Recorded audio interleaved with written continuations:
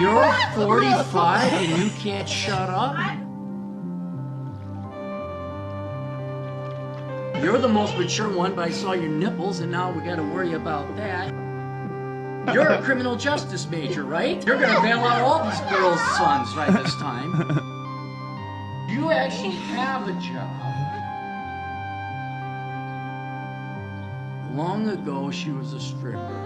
She put herself through college, law school doing that, became a lawyer now. If I'm gonna get in trouble on this table, I wanna fucking hear why. By that time, it's already tainted like this.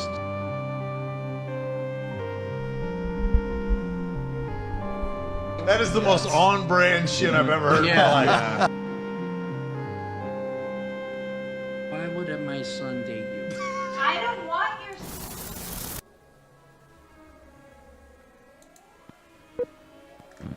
79T 2458 Learning Corp Little Red Riding Hood, take one.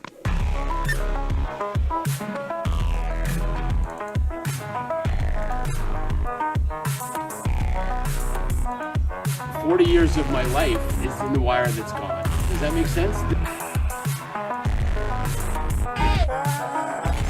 Where they say there are Indian people pooping on our beach.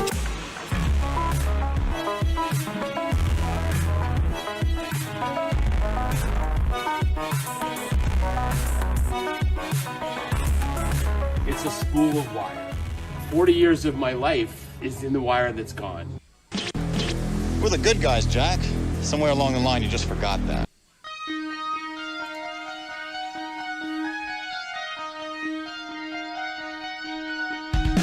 Do you like kung fu? Do you like hardcore action? How about big explosions and a 7-foot-tall alien with a laser gun? How about a gritty crime drama or a buddy cop movie? Do you yearn for witty one-liners, laser guns, a double cross? Fitz. It was mine when I was 12. Gratuitous nudity for no reason other than it's awesome. With 1980s karate fights, fast car chases, and a movie that turns out the hero is Brian Ben. Well, I have 4 words for you. I come in peace. And you go in pieces, asshole.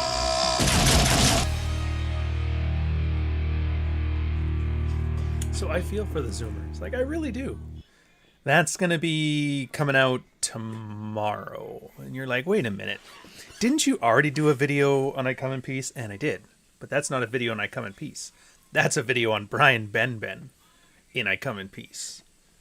It's tying into the theory of the story here. So we're doing an hour here.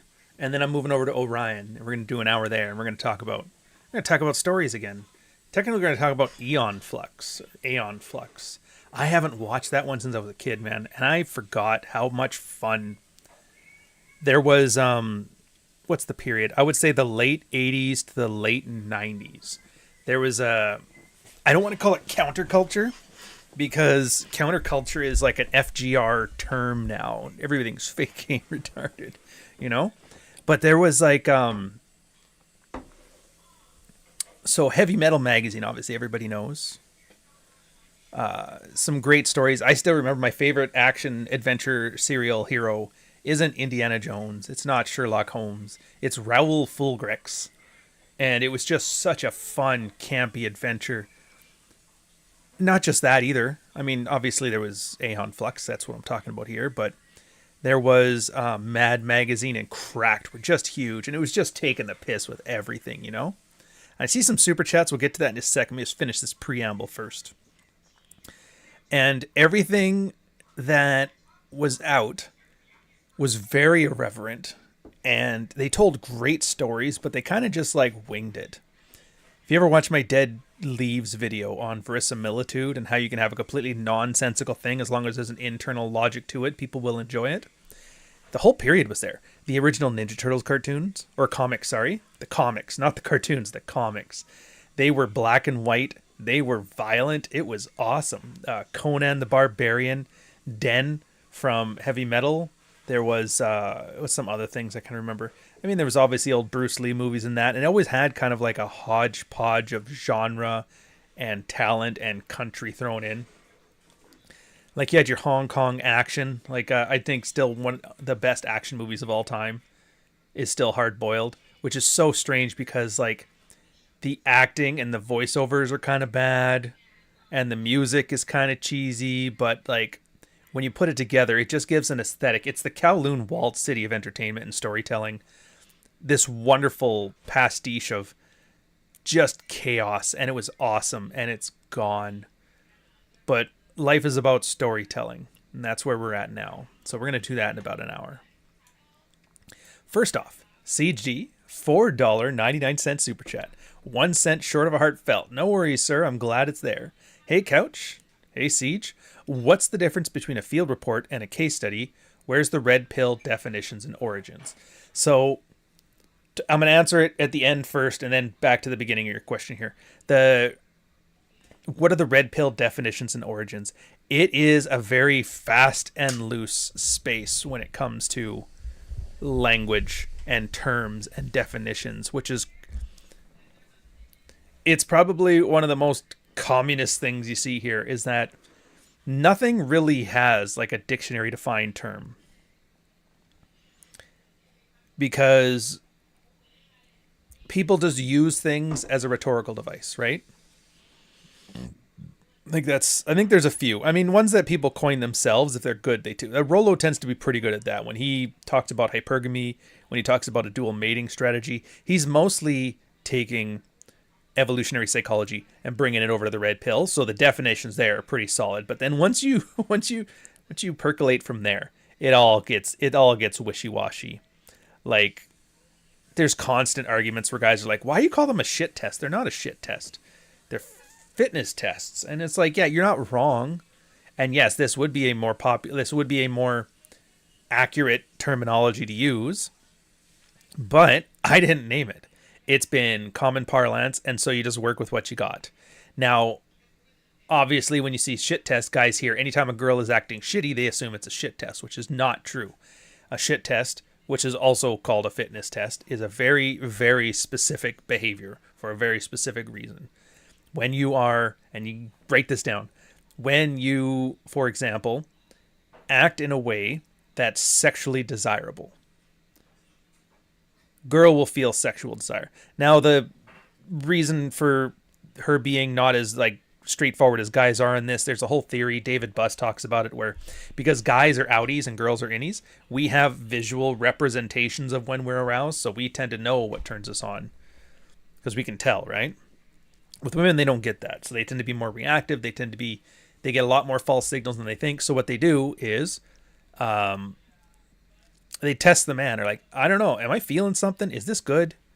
And so they throw out some like shitty behavior, so a shit test. And then the idea, if the guy responds back with like an aloofness, or he's not fazed by it, or doesn't spurg out, then she's like, oh, okay, so I must be falling for this guy. Basically a shit test. The only way you can fail them is by overreacting, acting like a tard, falling for bait. So when you get to definitions, things are like that. Now, guys will use shit test to describe all kinds of things, and it has an almost crowdsourced fungibility about it. And that goes for every term when you're talking about shit tests or fitness tests or compliance tests, or again, unless it's been properly defined at the very beginning. And the only examples that I'm going to show you that are pretty well defined at the start of it are Rollo's terms from First Year Rational Male. If you go read the blog, it's right there. Or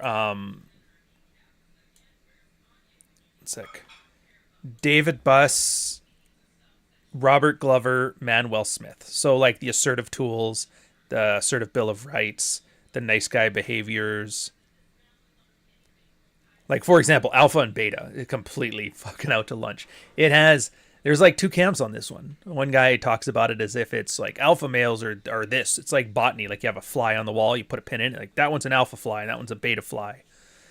And then you have other people who, which I agree with because it's actually more useful, where they talk about alpha and beta as in like containers that encapsulate behaviors, qualities, actions that elicit a certain emotional response. Alpha is sexual desire, beta is relationship comfort, Anything that fits within inside one camp or the other, you can call it an alpha or a beta, but that's fine.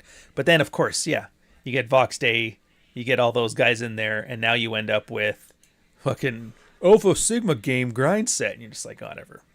So yeah, these are my terms, and that's why they're pretty well defined.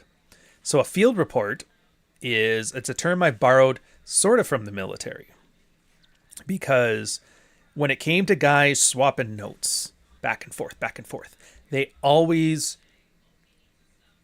fucked it up. I don't know how else to describe it, but just fucked it up. It's because when you're writing things down, some guys are writing for an audience. They're trying to write to impress you. They, hey guys, I fucked up again this week. And you're just like, what the fuck is he doing? And you realize, like, that's not helpful at all. It's just pleasing a crowd. And the problem with pleasing a crowd is eventually somebody comes up with the idea of like, well, if I just exaggerate or flat out lie, it'll please the crowd even more. That's how you end up with an incel that was in the fucking red pill moderator team. Never had sex before, mid-30s, somehow was able to pander to the crowd just well enough. So obviously that's not useful. Some people treat it as a journal. They self-journal. Dear diary, today my wife was a bitch. Signed, me. And it's like, that doesn't work either. All it is a guy just calling out his feelings and everybody tells him, oh man, that sucks. I feel for you really good. You want to see how that ends up?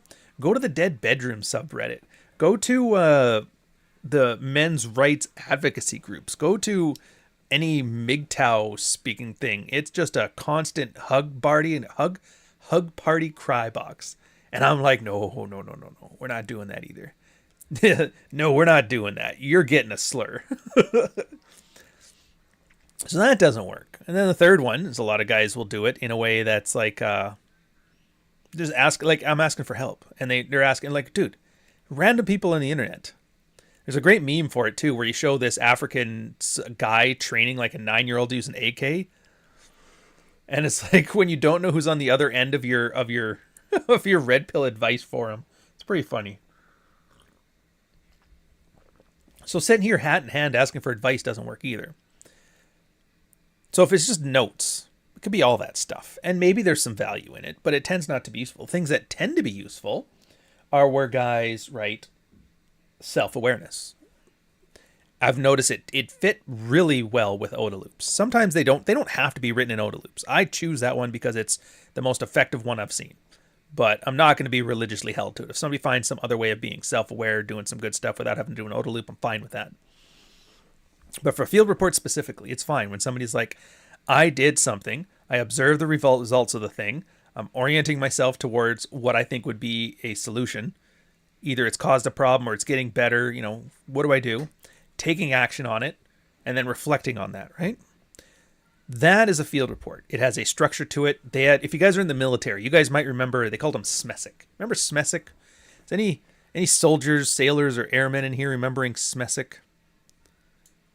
All right, I got to keep the chat up so I don't forget the 2 super chats here. But yeah, situation, mission, execution, logistics and services, and communications. Holy fuck. I did not think I was going to get through that. Jesus. Yeah, fuck you. Fuck you, boss. I still got it. And the idea is when you were giving orders to people, you have a structured format to it so everybody knows what to expect, when to expect it, and allows you to quickly convey information and not cause confusion. Maximum processing capabilities. Same thing there. A case study, on the other hand, is when we take a collection of field reports. Now, it can either be multiple people with a similar style of field report, or it could be a single person's field reports over time, and then use those to craft a larger narrative. That's a case study. And that serves great purposes too, because yeah, individually, it's great to like, I did this, I'm solved. Like you can see a guy going through his own journey, being self-awareness, cycling through his loops or whatever. And there's always these scientific jargony terms you can do. What's that one where you roll a ball down a hill and there's a little dip in the hill and then it gets caught in the dip, but it needs power to go over the hill again. Some kind of like plateauing thing. Or sometimes it's just everybody is making the same mistakes. Yeah, they all get over them. But if you notice everybody is making the same mistake at the same time, you can use that to be like, hey, just so you know, in about 3 months, you're going to be a 6-month insufferable asshole. It's like, how do I know that? Because the last 10 guys who did this were got their shit together and then became insufferable assholes. Well, what do? It's like, there's nothing to do. You'll get over it. You'll get ready for your new norm and you'll be fine. But just be aware, you're going to be an asshole. Great example for that, MLD John. Fucking... Like, I know his love life he was never doing, like, the incel shit like that, but, like, making money, moving to Japan, it was a big deal, and so that's, like, a huge hurdle to overcome. So in many ways, it mirrors the same sentiment of a guy who's struggling in a dead bedroom, or a guy who's never gotten laid, that kind of stuff, right? Anyways, has his body language mastery course, starts doing his online workshops, starts crushing it. Was, like, one of the top earners in the Teachable thing, made $2 million, started getting into crypto, just crushing it. And he was a fucking prick.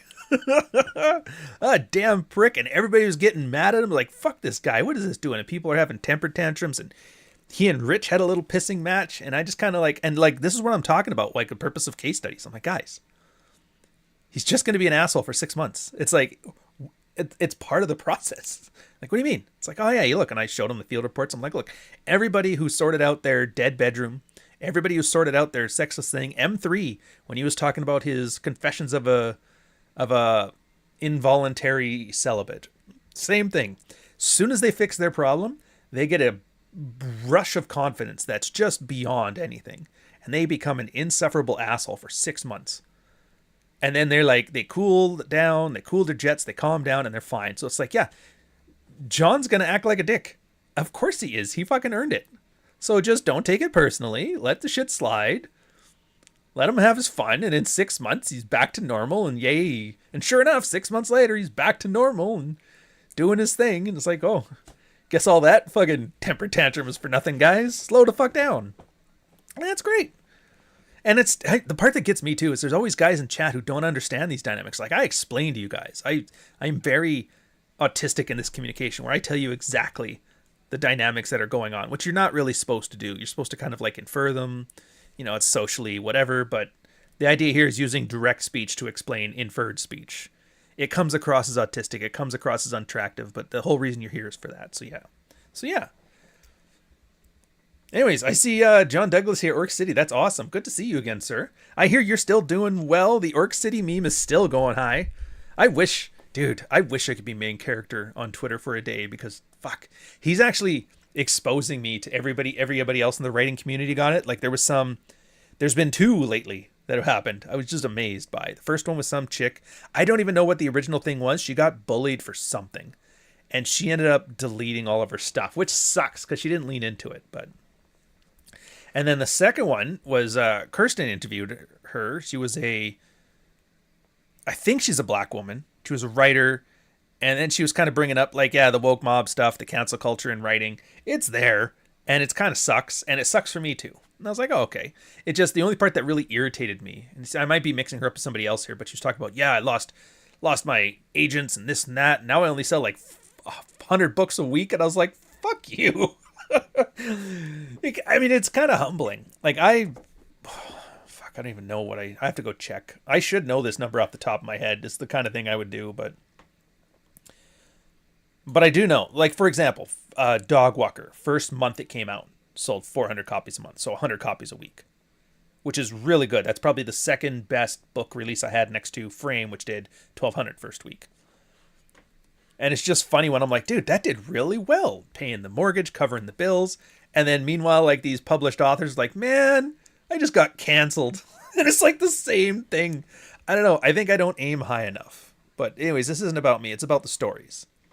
So hopefully that answers your question. Field reports are a specific format of guys swapping notes that tends to have the best results and avoid all of the pitfalls of pandering to the audience, seeking validation from the audience, turning it into a journal or an accountability journal, which are just like the worst, and allows you to make better progress, whether it's sexual dynamics or whatever. A case study is a longitudinal or I don't know what the wide one, latitudinal collection of case study or field reports in order to make broader understandings about what we're doing here. Anyways, the second one is James S. You son of a bitch. How long do we make it? 20 minutes, and that's only because I was rambling about field reports. You fucker. All right, one sec. Let's pull it up. Here you go, sir. Heartfelt. So the memes, they're very good. This is really, they've taken it. True Alpha. Named Ryan Stone. It says, ask Murphy about the article he wrote, cuckolding his wife. Clear up the cuck article. Clear up the cuck article. Why are you doing this to me? Why are you doing this to me? Why are you doing this to me? If I wasn't prepared to literally impoverish his entire bloodline, I am now concerned for my career. And I still recommend clear up the cuck article. You know what? Fuck you for bringing this up. Yeah. Fuck you. Heartfelt. I'm not going to have those guys back on my channel again. Absolutely not. Just use a little bit of fucking common sense. It is just... That's great. That's you should. Fuck you. Sorry, apologies. Just keep going, dude. One foot in front of the other. Before you know it, this will all be in the rearview mirror. Fuck you. How do you not love that guy, man? How do you not? What a wonderful, wonderful man. James S. with the $5 super chat. If you didn't already know, thank you for starting out with Sad Cappy Couch. Hey, no worries. My favorite line from him is that bit about you actually have a job. Dude, I realized when I was making those ones, I didn't realize it at the time, but I realize it now that I've watched them about 20 or 30 times, that the reason they work so well is Cappy is just chewing the scenery in that scene. He's chewing up the scenery. And I think it's that, and it's not like it's meant to be like an angry rant like a Lewis Black. Remember when he used to do his rants on The Daily Show? It's kind of like that. But instead of Lewis, where he plays like the angry guy, Clary kind of plays like the, what are we doing here? Like, this is hilarious. What are we talking about? Dude, your tits are hanging out. What are you judging me for? It's got that kind of like amused despondency. And he just chews up the scenery with it. And I think when you mix that in, juxtaposed with the Parks Canada very sad National Film Board of Canada song and like the 16 millimeter Wonder Years nostalgia lens, I think it makes a great, and it kind of ties in what I was talking about with narrative on the next podcast, where it ties into like this great mishmash of all kinds of disconnected things that somehow work together. It's like salting your fruit. That shouldn't work, but you eat it and you're like, damn, that works. Who would have thought sweet and savory was a great combination? Yeah, so I like those two. I'm kind of due for a new one, to be honest. I'm kind of waiting for somebody else to crash out, have their canon moment, and then make a video on that. But it's hard. It's hard. Because YouTube's dying. Like, everybody notices YouTube is dying. Dude, Rolo sees YouTube is dying. I've seen YouTube is dying. Myron's is seeing YouTube dying. The Zerka, whatever the fuck that means, sees YouTube is dying. It's dying, and it's not the fault of the creators. It's the fault of YouTube. Or maybe it's an economic thing. Maybe they weren't getting enough government money. I don't know. But yeah, it's crazy to watch. So basically, if you guys don't know, all revenue was down across the board, and it's happened a few times. There was the original adpocalypse and then a second adpocalypse. The first one was one fucking retard went on here and started talking about pedophiles or something. Scared away a bunch of big advertisers. So that was a big chunk of money gone right there. And then they made some changes. That's when Super Chats got invented and things kind of like leveled out again. Nobody was making as much money. It was a bit more competitive. More people joined the space, whatever. Mr. B started doing his thing, taking all the money. Third worlders love watching me give away money. And they're like, holy shit, he's taking all the Indian and Chinese money. And then a second adpocalypse happened. And this one was based around them showing gambling shit to children. And the US is like, yeah, no, we're not doing that.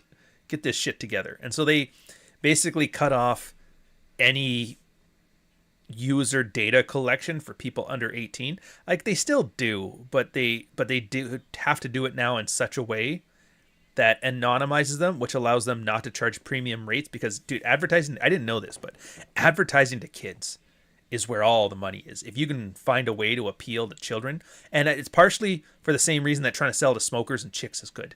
It's like, they don't think. Kids are just a open whatever, man. You start showing them some shit, some Coco Melon, get them into a lull because the cartoon looks pretty good, and you're like, hey, tell your mom to buy you some Transformers. You're like, kids rise up like the Manchurian Candidate. Mom, Transformers, or I'll have a temper tantrum in the grocery store. Fucking call it. Like, I still remember it was one of these things in the 80s back when all cartoons were basically toy commercials because you couldn't do that anymore because Reagan changed some things. But there was a company, I think it was Hasbro. They actually did a study to see how much, how effectively could you make kids nag and how much nagging did it take to get parents to buy toys. It was something like 10 minutes was the butter zone of nagging. And so their goals with a lot of their content was, how can I get kids to nag their parents for 10 minutes? Fucking hilarious. Hilarious results. Here we go. It's rad. Damn it, James. The Charlize Theron movie or the animated series? I haven't even watched the Charlize Theron movie because it wouldn't have got it right. If you've ever watched the original Aeon Flux, it's like this weird, and I know this is like, I got to start this one with a story. And this is again why storytelling matters.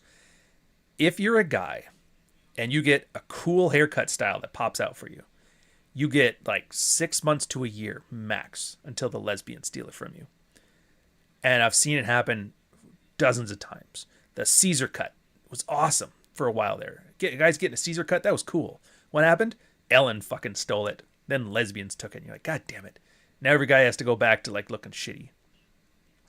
And then for a while there, the slicked back undercut. Oh, Peaky Blinders. Everybody had this look. This was professional. It was slick. You looked like a man.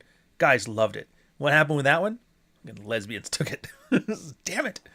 The pompadour. There was a pompadour. The Justin Bieber pompadour was back. And everybody's like, oh, dude, you can look like Elvis. This is fucking awesome. Ellen's like,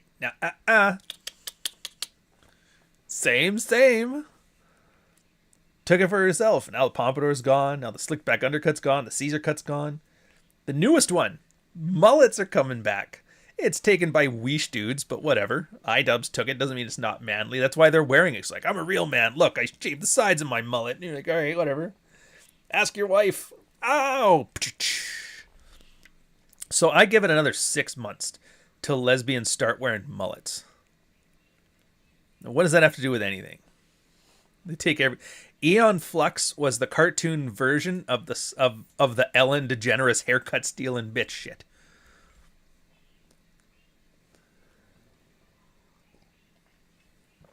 It was basically a dominatrix. She was dressed in like that shit that they hook you up to a sex swing wearing. The first episode is like a 10-minute short with like making out and stuff like that. Hey, I'm going to save this for the second episode. But then the point is, yeah, the Diversity crew kind of stole all of those aesthetics. And so I'm like, they're not going to make this now. It was before woke. But nowadays they'd probably make it. The problem is they would make a really like fat chick in there. But yeah, whatever. It's a long way around explanation. Yeah, so it's just back then, cool, edgy, sexual, degenerate stuff was just cool. And they killed it for us, man. It was so cool. Ryan got a canon moment from a Spider-Man movie. I doubt it. Skibidi Toilet, though, and he's asking about Skibidi Toilet. I don't know why it's popular. The closest I can find to something that I can relate to that reminds me of Skibidi Toilet is this French animator called Syriac. Syriac. If you guys remember him, or is it Syriac? No, Syriac. If you guys haven't seen it, he kind of did like a 1990s or a 2000s version of the old, was it Terry Gilliam? The guy used to do like Monty Python, those animation things. If you guys remember those. Yeah, weird repeating stuff. And he kind of stole it from Terry Gilliam's Monty Python stuff with like the queen is blah, blah, blah, which is, it's the same style of animation South Park used. And that kind of percolated through, so you would see the same introduction style cartoon animation from Canadian shows, like you can't do that on television. And then it kind of died off for a while, and then Syriac kind of brought it back. And the kids were doing Skibidi Toilet, which it seemed like a lot of it was very similar to that. And then lately, there's a guy, I talk about it in the Aeon Flux video. Frank Manzanati, I think. I got him on Twitter. The reference is in the video. I forgot his name. It's Frank something or other. Anyways, he liked that whole jank from AI, and so he's just making like the jankest shit ever, which is pretty cool. And again, the whole point of that is it's like abstract surrealism animated. So yeah, love that shit. And trailer park moms have a habit of stealing boys' name for their future stripper daughters. Oh, God. Dude, guys had a lock on all of it. Guys had Sarah on lock. We had Kelly on lock. We had Alex on lock. What else did we have on lock? So many of these games. Or so many of these names. And then girls are like, no. You can't let a man be called Kelly. When was the last time you saw a guy named Kelly? When was the last time you saw a guy called Marion? Remember John Wayne? His real name was Marion. The closest we got to a guy's name like that is Myron. And I'm using the term loosely. Again, even if you get a cool guy name, you get 6 months before Ellen steals that shit. But the point is, everything runs on narratives. We're story people. This ties into the red pill thing. We have been around, depending on who you ask, for 2 million years, 50,000 years. It's more than 6,000. I think we can all agree on that. We found bodies that are older than that in the ice. And every time we think this is the oldest civilization, we found one from 20,000 years prior. No, it's Ur.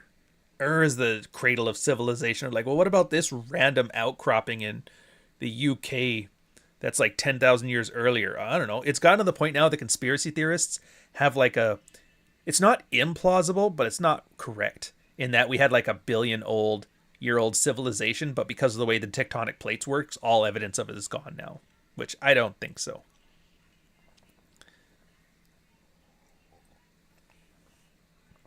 Kelly Jones, singer of the Stereophonics. All right, so we got one. We're taking it back. Marion Barry. I don't know if we want to use Marion Barry. Actually, I guess he was doing coke. That's pretty manly. Did Coke get his job back? Who does coke and gets their job back? See, there's black... No, I'm not doing the bit.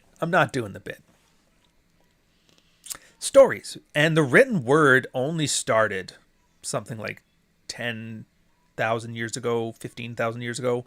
Those clay tablets. And it turns out the purpose of language and writing, or the purpose of writing, wasn't even to tell stories. The purpose of writing was for accounting. The very earliest writing that we've ever seen was basically somebody bitching out like, hey, the copper you sent me is shit. I want better copper. So it wasn't about stories. What was stories? Stories was language. We've developed language for stories. Now, originally that was because with language we had communication. Communication allows us to collaborate. Collaborate allows us to take out much larger things than us. We became the megafauna with that. And so telling stories was our way to manipulate each other. And I don't mean manipulate in a pejorative sense. I mean it in just like a clinical sense. To manipulate each other into being on the same page. And you see tons of examples of it. And it's going to carry on through to the red pill thing, right? Yeah, we want to do a hunt right now. You build up all kind of myths about the great walrus in the sky and whatever. And people do hunts. They treat it as a religious thing. The hunt is a religious tale. And that's when people, as soon as you can tap into that like religious fervor into somebody, you can get people to act outside of their comfort zone. It was a way of us breaking through that risk aversion barrier in humanity. And it's done some of the most amazing things. Dude, like the Crusades alone.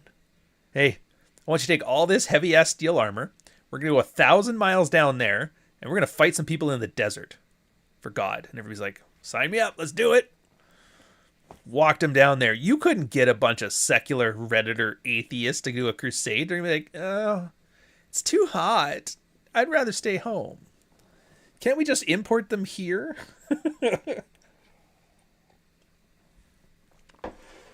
Stories. And then language kind of got through, and we started having an oral tradition. Like, hell, I still laugh. Everybody's bitching about AI taking writing jobs. And it's like, this sounds just like when Plato and Socrates were bitching about, oh, they're writing the stories down. How are you going to remember the stories if you write them down now? You're going to lose that bit of your memory. And they weren't wrong. I can't read I read a story. I can't memorize. Even my own, Softbone. I haven't memorized it. I'll read it after 6 months and I'll forget stuff. I'm like, oh, dude, that's awesome. I wish I had written that. I'm like, oh, I did. But yeah.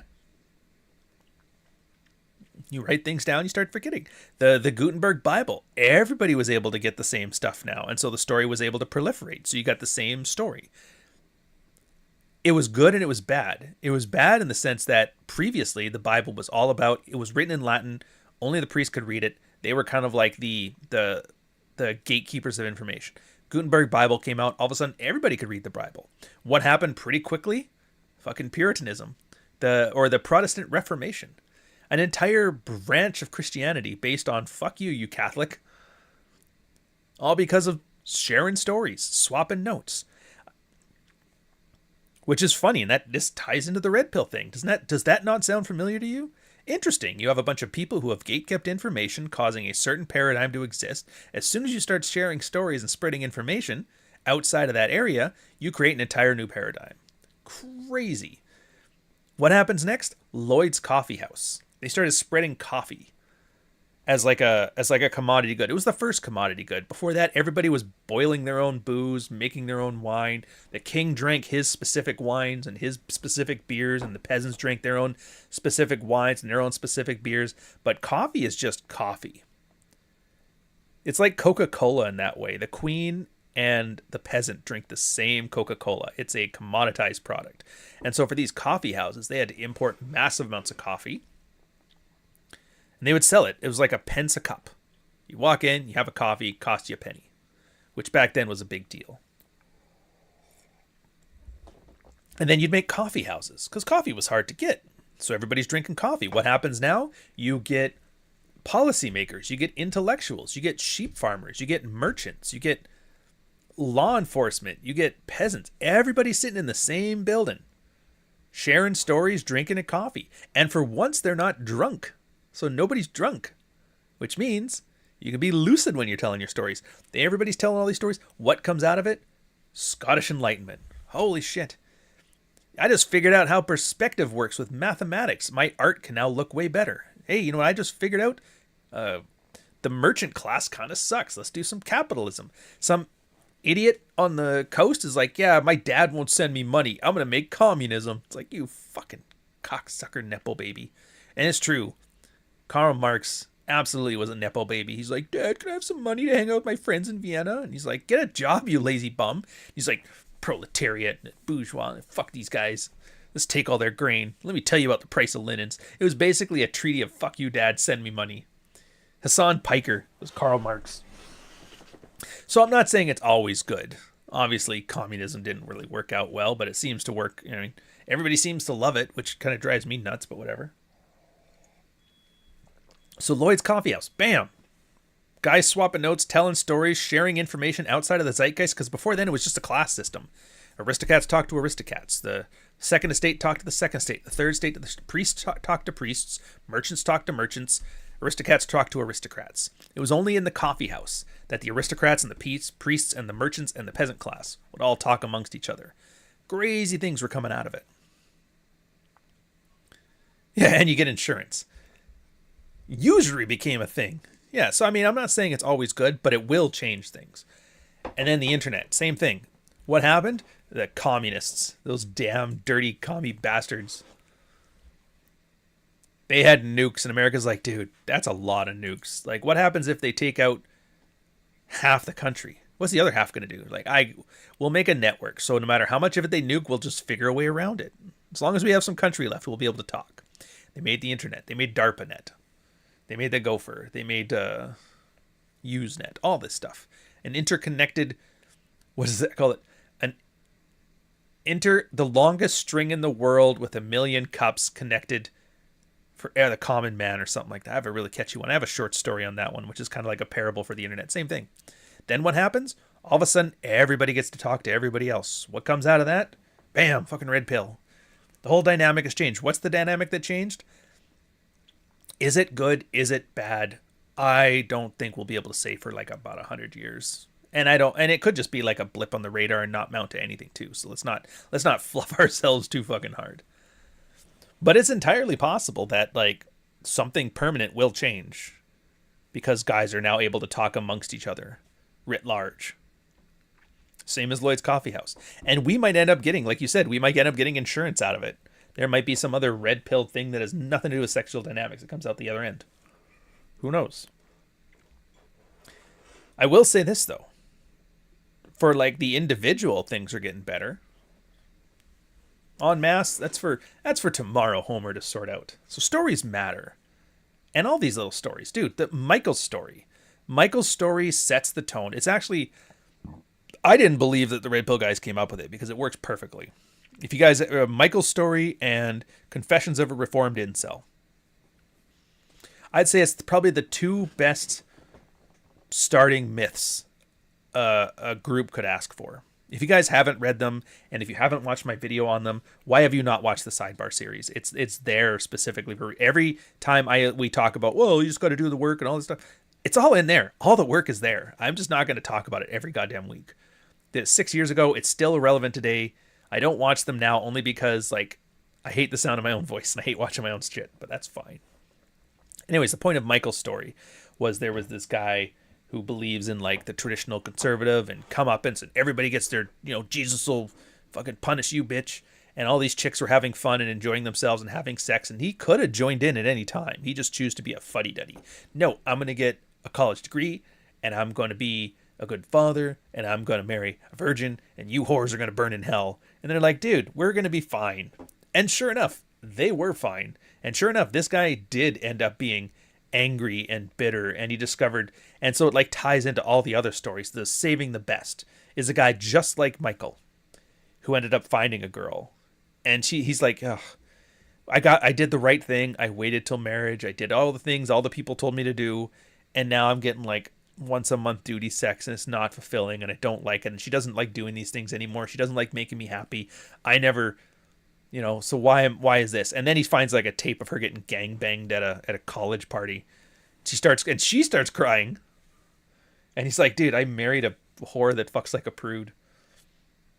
And that kind of lets you know how Michael's story goes off. But you see what I mean? It's all the narratives of the stuff that carries on. It's not that 50% of women conduct 70% of the divorce. Nobody cares about the fucking statistics.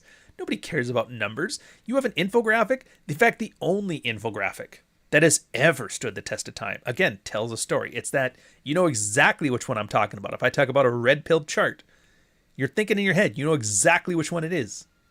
It's the fucking this one and this one. SMV over time. Women peak early, drop off precipitously, hitting the wall. Guys build very slowly, peak less. So the coolest, most attractive 35-year-old is still not as sought after as like your brand new crop of 18 to 20-year-old women. But they're fucking trails off. Slow rise, slow fall. How awesome is that? Briffault's Law. You read the thing on Briffault's Law, you see that. Guys aren't taken serious till they're 35. That's from Roosh.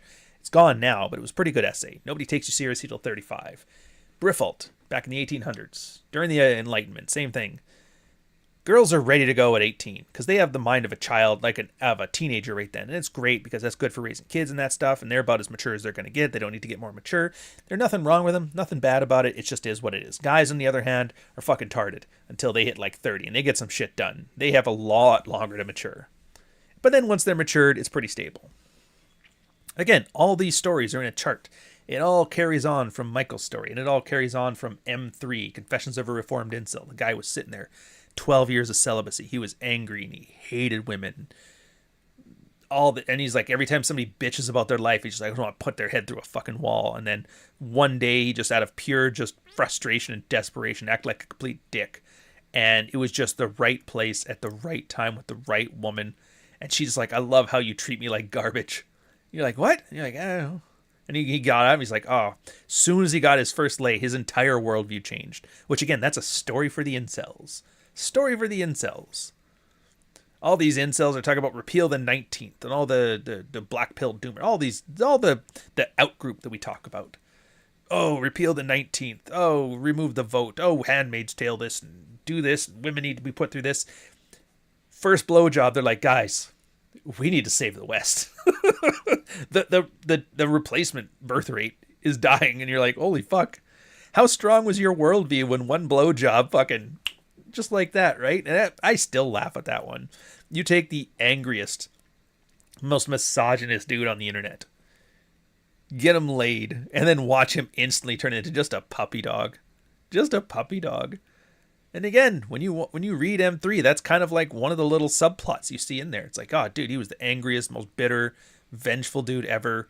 And then he started getting laid, and then he realized, like, maybe I'm the problem. Maybe there's things that I do that are making this happen. And he kind of took ownership of that, and he made some changes. And all these things he thought of was bad, and all of these things he thought of as good, turns out they were just cope. They were max cope. And so he stopped doing the things he thought were good, but weren't. Started doing the things he thought were bad, but weren't. And he's like, well, I'm living a normal life right now. It's pretty good. And he has some, obviously that shit sticks with you for a while. It's with all of us. You'll find that out. And so, yeah. But the point is, and the reason it sticks, it's relatable. It's a good story. It's a relatable story. And this is one of those things you see, like the progressives tuning out and that stuff. They never are able to do. And you see that story, again, the left can't meme. The wall of text with the guy looking like this? Yeah. Yeah, it's amazing how many women vote conservative when they have an oak and consistent deep dicking. And again, you're seeing that play out right now too, in like socioeconomic voting patterns. Guys tend to vote conservative, and I hate the terms conservative and liberal and right wing and left wing now because they are so detached.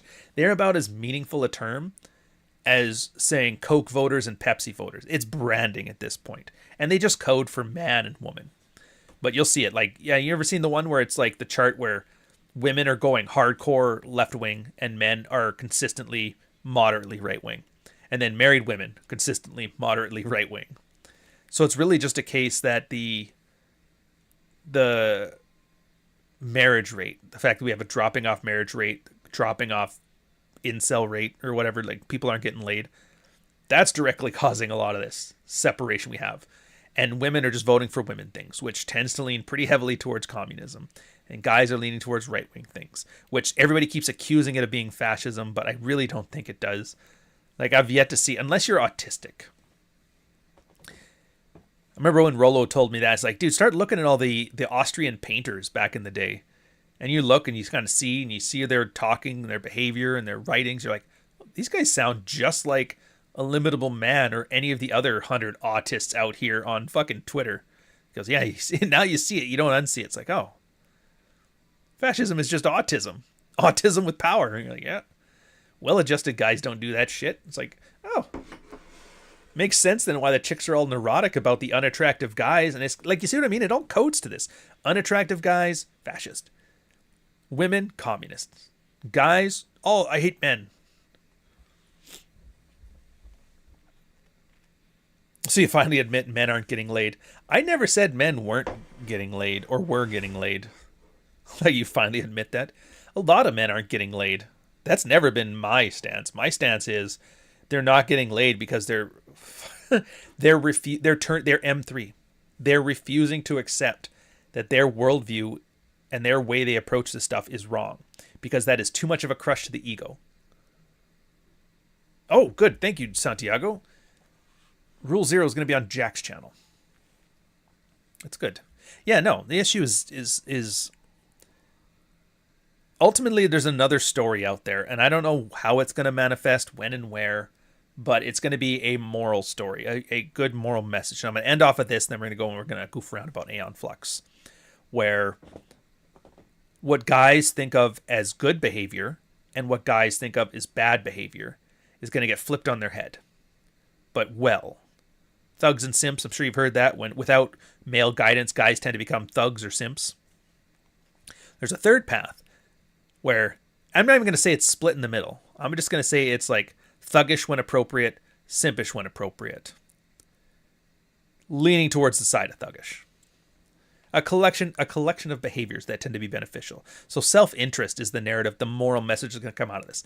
Guys act in their own best interest. None of this white knighting, hey, leave Britney alone bullshit. None of this, well, we're going to take away their votes and stuff. Like, none of that either. It's just going to be like, what's best for me? Guys advocating in their own best interest in their individual lives in a way that benefits themselves and retooling their moral worldview to fit that.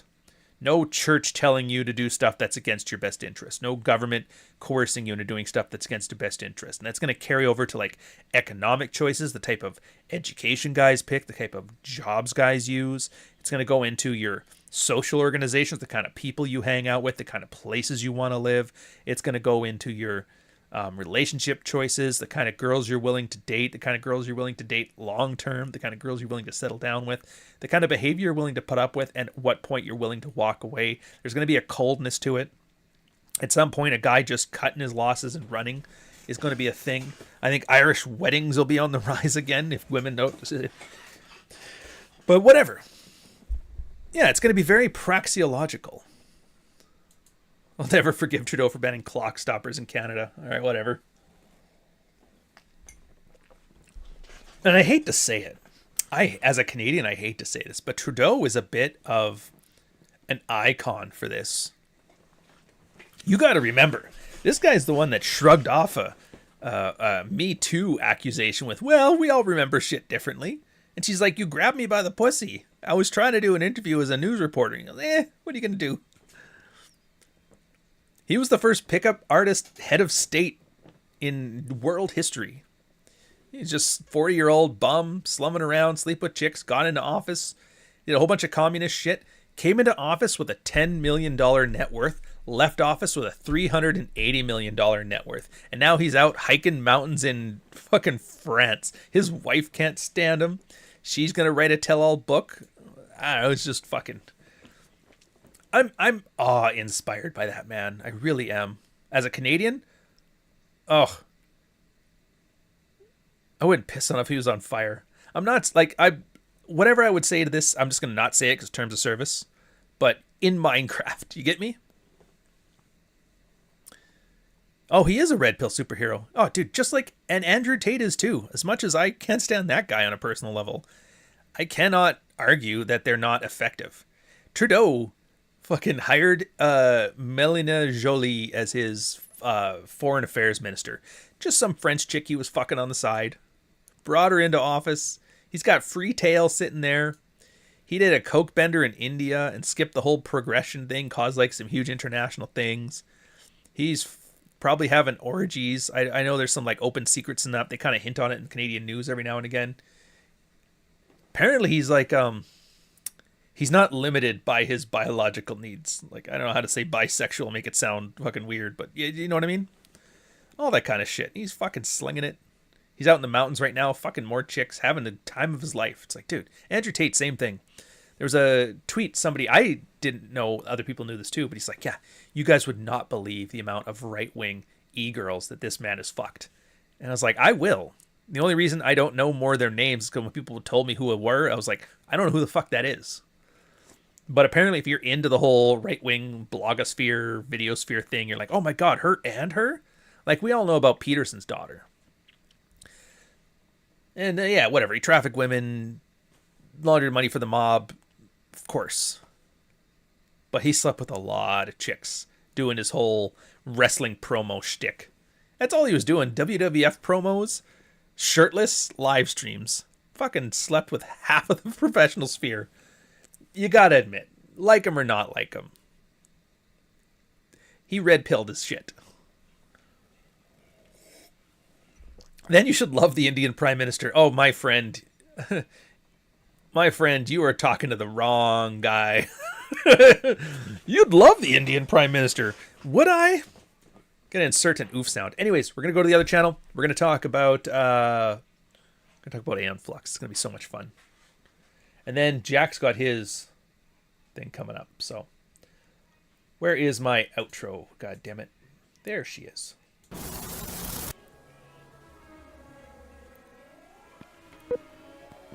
'79T 2458 Learning Corp. Little Red Riding Hood. Take one.